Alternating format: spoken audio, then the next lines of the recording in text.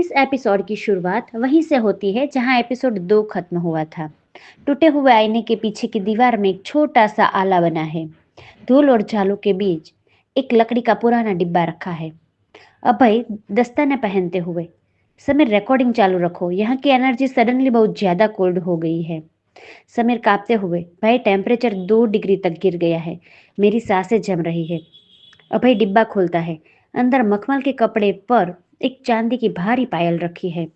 उस पर अभी भी गहरे भूरे रंग के धब्बे हैं, सूखा हुआ खून। जैसे ही अभय पायल को छूता है, कमरे की लाइटें पूरी तरह बंद हो जाती है। अभय की आंखों के सामने दृश्य बदलने लगते हैं।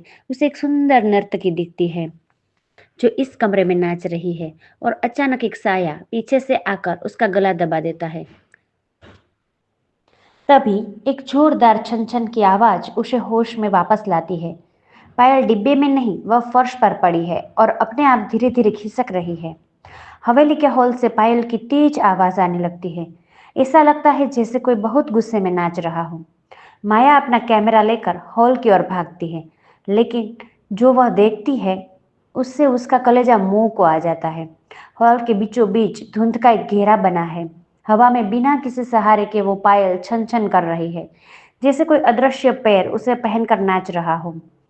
फर्श पर धूल उड़ रही है और नाचने वाले के पैरों के निशान अपने आप बनते जा रहे हैं। माया कहती है, अभय, ये तो किसी के पैरों के निशान है, पर यहाँ कोई नहीं है। अभय कहता है, ये रेसिड्यूअल एनर्जी है, नहीं है, यह रूह हमसे बात करना चाहती है। अचानक संगीत तेज और डरावनी हो जाती है। समीर, जो रिकॉर्डिंग कर रहा था, अचानक हवा में ऊपर उठने लगता है। उसे किसी अदृश्य ताकत ने गले से पकड़ लिया है। उसके पैर हवा में छटपटा रहे हैं और पायल की आवाज उसके चारों ओर चक्कर काट रही है। अदृश्य आवाज गुस्से में, वो वापस आएगा, मेरा हक वापस दिलाएगा। अभय अपने बैग से एक अभिमंत्रित लोहे की कील निकालता है और फर्श पर बन रहे पैरों के निशान के बीचों बीच गाड़ देता है। एक कान फाड़ने वाली चीख गूंजती है और समीर धड़ाम से नीचे गिर जाता है। सन्नाटा छा जाता है। समीर हाँफ रहा है। जहां अभय ने कील गाड़ी थी, वहां की जमीन थोड़ी धंसी हुई है।